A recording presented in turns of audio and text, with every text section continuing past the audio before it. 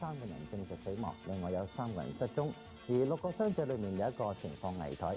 政府多個部門今日就着手研究點樣打撈沉咗落海底嘅飛機。咁至於失事現場嘅最新情況呢，交俾我同事陸進強㗎。陸進強，唔該你。